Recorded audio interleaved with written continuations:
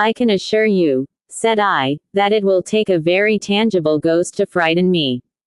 And I stood up before the fire with my glass in my hand. It is your own choosing, said the man with the withered arm, and glanced at me askance. 8 and minus 20 years, said I have lived, and never a ghost have I seen as yet. Single quote. The old woman sat staring hard into the fire, her pale eyes wide open. She broke in. And 8 and minus 20 years you have lived and never seen the likes of this house, I reckon. There's a many things to see, when one's still but 8 and minus 20. She swayed her head slowly from side to side. A many things to see the sorrow for. I half minus suspected the old people were trying to enhance the spiritual terrors of their house by their droning insistence. I put down my empty glass, glimpse of myself, abbreviated and broadened to an impossible sturdiness, in the queer old mirror at the end of the room. Well, I said, if I see anything tonight, I shall be so much the wiser. For I come to the business with an open mind. Single quote. It's your own choosing, said the man with the withered arm once more. I heard the sound of a stick and a shambling step on the flags in the passage. Second old man entered, more bent, more wrinkled, more aged even than the first. He supported himself by a single crutch, his eyes were covered by a shade, and his lower lip, half minus averted, hung pale and pink from his decaying yellow teeth. He made straight for an armchair on the opposite side of the table, sat down clumsily, and began to cough.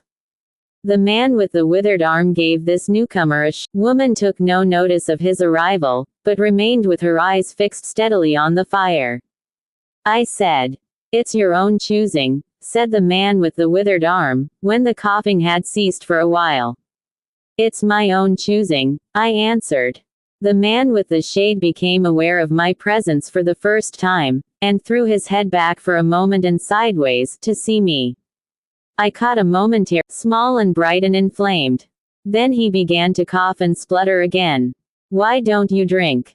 Said the man with the withered arm, pushing the beer towards him.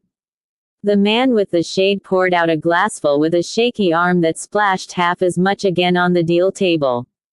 A monstrous shadow of him crouched upon the wall and mocked his action as he poured and drank. I must confess I had scarce expected these grotesque. There is to my mind something inhuman in senility, something crouching and atavistic. The human qualities seem to drop from old people insensibly day by day. The three of them made me feel uncomfortable, with their gaunt silences, their bent carriage, their evident unfriendliness to me and to one another. If, said I, you will show me to this haunted room of yours, I will make myself comfortable there. Single quote. So suddenly that it startled me, and shot another glance of his red eyes at me from under the shade. But no one answered me. I waited a minute, glancing from one to the other. If, I said a little louder, if you will show me to this haunted room of yours, I will relieve you from the task of entertaining me.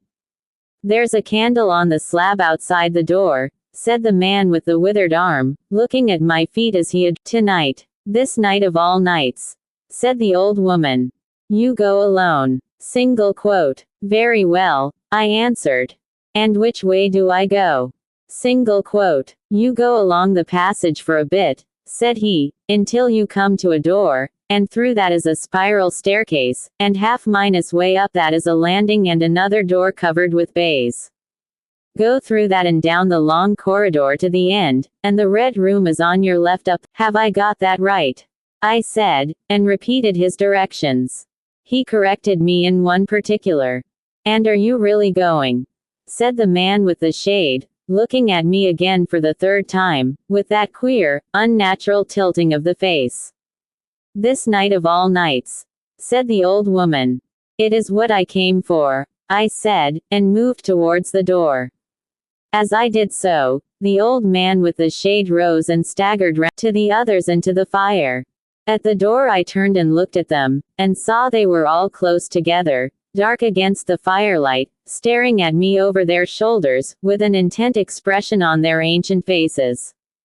Good minus night, I said, setting the door open. It's your own choosing, said the man with the withered arm. I left the door wide open until the candle was well alight, the chilly, echoing passage. I must confess that the oddness of these three old pensioners in whose charge her ladyship had left the castle, and the deep toned, old fashioned furniture of the housekeeper's room in which they foregathered, affected me in spite of my efforts to keep myself at a matter of fact phase. They seemed to belong to another age, an older age, an age when things spiritual were different from this of ours, less Cer. Toyne. An age when omens and witches were credible, and ghosts beyond denying. Their very existence was spectral.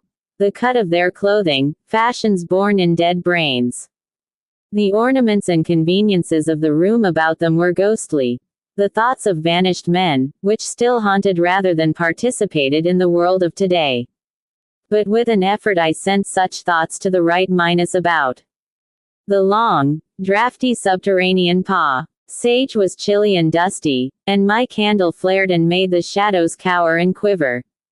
The echoes rang up and down the spiral staircase, and a shadow came sweeping up after me, and one fled before me into the darkness overhead. I came to the landing and stopped there for a moment, listening to a rustling that I fancied I heard.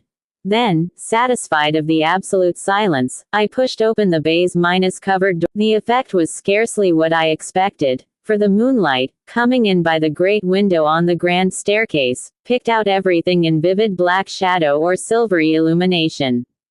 Everything was in its place. The house might have been deserted on the yesterday instead of 18 months ago. There were candles in the sockets of the sconces, and whatever dust had gathered on the carpets or upon the uted so evenly as to be invisible in the moonlight. I was about to advance, and stopped abruptly. A bronze group stood upon the landing, hidden from me by the corner of the wall, but its shadow fell with marvelous distinctness upon the white paneling, and gave me the impression of someone crouching to waylay me. I stood rigid for half a minute perhaps. Then, with my hand in the pocket that held my revolver, I advanced, only to discover again, eagle glistening in the moonlight. That incident for a time restored my nerve, and a porcelain Chinaman on a buhl table, whose head rocked silently as I passed him, scarcely startled me. The door to the Red Room and the steps up to it were in a shadowy corner. I moved my candle from side to side, in order to see clearly the nature of the recess in which I stood before opening the door. Here it was, thought I, and the memory of that story gave me a sudden twinge of apprehension. I glanced over my shoulder at the Ganymede in the moonlight, and opened the door of the Red Room rather hastily, with my face half turned to the pallid silence of the landing. I entered, closed the door behind me at once, turned the key I found in the lock within, and stood with the candle held aloft, surveying the scene of my vigil. The young Duke had died. Or, rather, in which he had begun his dying, for he had opened the door and fallen headlong down the steps I had just ascended. That had been the end of his vigil, of his gallant attempt to conquer the ghostly tradition of the place. And never, I thought, had apoplexy better served the ends of superstition. And there were other older stories that clung to the room, back to the credible beginning of it all, the tale of a timid wife and the tragic end that came to her husband's jest of frightening her. And looking around that large shadowy room, with its shadowy window bays, its recesses and alcoves, one could well understand the legends that had sprouted in its black corners, its germinating darkness. My candle was a little tongue of flame in its vastness, that failed to pierce the opposite end of the room, and left an ocean of mystery and suggestion beyond its. I resolved to make a systematic examination of the place at once, and dispel the fanciful suggestions of its obscurity before they obtained a hold upon me. After satisfying myself of the fastening of the door, I began to walk about the room, peering round each article of furniture, tucking up the valances of the bed, and opening its curtains wide. I pulled up the blinds and examined the fastenings of the several looked up the blackness of the wide chimney, and tapped the dark oak paneling for any secret opening. There were 2 big mirrors in the room, each with a pair of sconces bearing candles, and on the mantelshelf, too, were more candles in china candlesticks. And these I lit one after the other. The fire was laid, an unexpected consideration from the old housekeeper, and I lit it, to keep down any burning well. I stood round with my back to it and regarded the room again. I had pulled up a chintz-covered armchair and a table, to form a kind of barricade before me, and on this lay my revolver ready to hand. My precise examination had done me good, but I still found the remoter darkness of the place, and its perfect stillness, too stimulating for the imagination. The echoing of the stir and crackling of the fire was no sort of comfort to me. The shadow in the alcove, at the end in particular, had that undefinable quality of a presence, that odd suggestion of a lurking living thing, that comes so easily in silence and solitude. At last, to reassure myself, I walked with a candle into it, and satisfied myself that there was nothing tangible there. I stood that candle upon the floor of the alcove, and left it in that position. By this time I was in a state of considerable nervous tension, although to my reason there was no adequate cause for the condition. My mind, however, was perfectly clear. I postulated quite unreservedly that nothing supernatural could happen, and to pass the time I began to string some rhymes together, Ingoldsby fashion, of the original legend of the place. A few I spoke aloud, but the echoes were not pleasant. For the same reason I also abandoned, after a time, a conversation with myself upon the mind reverted to the 3 old and distorted people downstairs, and I tried to keep it upon that topic. The somber reds and blacks of the room troubled me. Even with 7 candles the place was merely dim. The one in the alcove flared in a draught, and the fire minus flickering kept the shadows and penumbra perpetually shifting and stirring. Casting about for a remedy, I recalled the candles I had seen in the passage, and, out into the moonlight, carrying a candle and leaving the door open, and presently returned with as many as 10. These I put in various knacks of china with which the room was sparsely adorned, lit and placed where the shadows had lain deepest, some on the floor, some in the window recesses, until at last my 17 candles were so arranged that not an inch of the room but had the direct light of at least one of them. It occurred to me that when ghost came, I could warn him not to trip over them. The room was now quite brightly illuminated. There was something very cheery and reassuring in these little streaming flames, and snuffing them gave me an occupation, and afforded a reassuring sense of the passage of time. Even with that, however, the brooding expectation of the vigil weighed heavily upon me. It was after midnight that the candle in the alcove suddenly went out, and sprang back to its place. I did not see the candle go out. I simply turned and saw that the darkness was there, as one might start and see the unexpected presence of a stranger.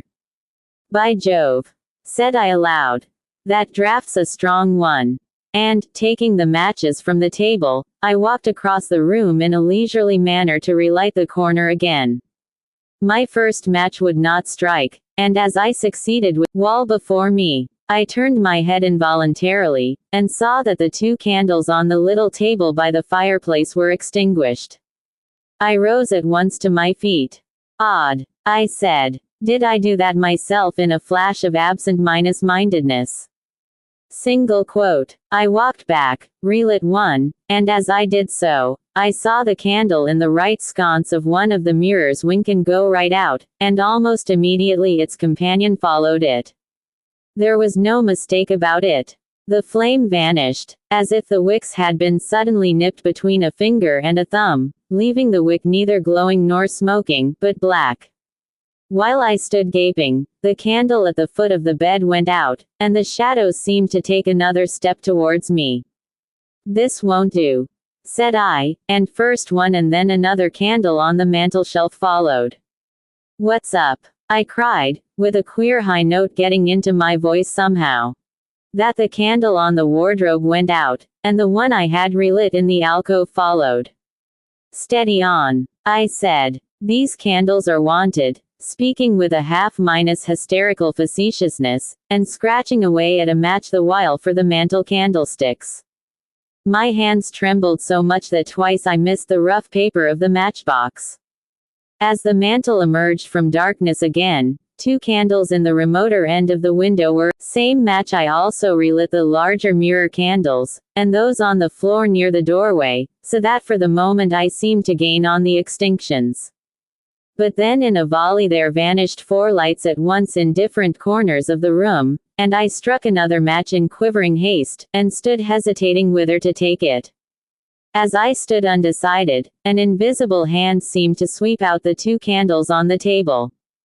Dashed at the alcove, then into the corner, and then into the window, relighting 3, as 2 more vanished by the fireplace. Then, perceiving a better way, I dropped the matches on the iron-bound deed-box in the corner, and caught up the bedroom candlestick. With this I avoided the delay of striking matches.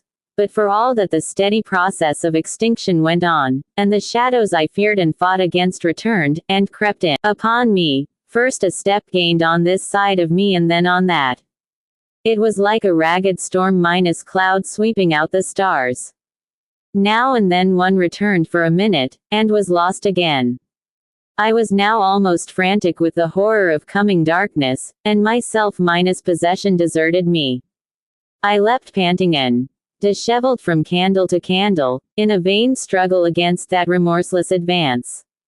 I bruised myself on the thigh against the table, I sent a chair headlong, I stumbled and fell and whisked the cloth from the table in my fall. My candle rolled away from me, and I snatched another as I rose. Abruptly this was blown out, as I swung it off the table, by the wind of my sudden movement, and immediately the 2 remaining candles followed. But there was light still in the room, a red light that staved off the shadows from me.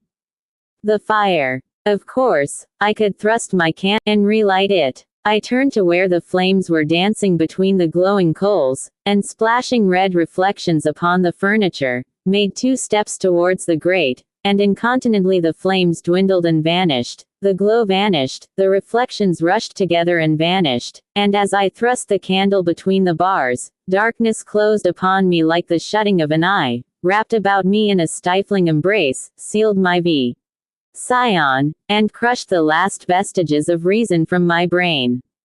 The candle fell from my hand. I flung out my arms in a vain effort to thrust that ponderous blackness away from me, and, lifting up my voice, screamed with all my might. Once, twice, thrice. Then I think I must have staggered to my feet. I know I thought suddenly of the moonlit corridor, and, with my head bowed and my arms over my face, made a run for the door. But I had forgotten the exact position of the door, and struck myself heavily against the corner of the bed. I staggered back, turned, and was either struck or struck myself against some other bulky furniture.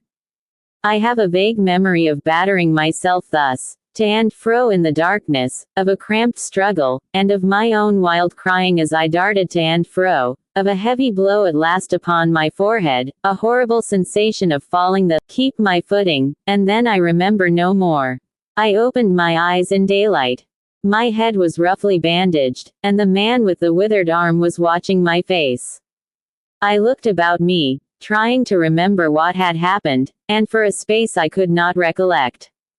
I turned to the corner, and saw the old woman, no longer abstracted, pouring out some drops of medicine from a little blue phial into a glass. "Where am I?" I asked. "I seem to remember you, and yet I cannot remember who you are." Single quote. They told me then, and I heard of the haunted Red Room as one who hears a tale.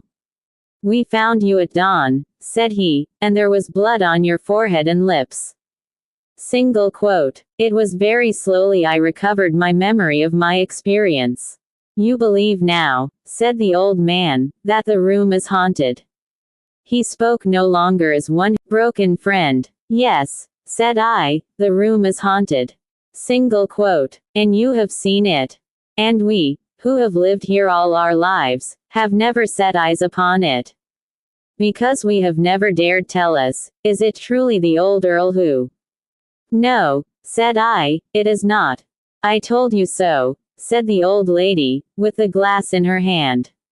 It is his poor young countess who was frightened. It is not, I said. There is neither ghost of Earl nor ghost of countess in that room, there is no ghost there at all. But worse, far worse.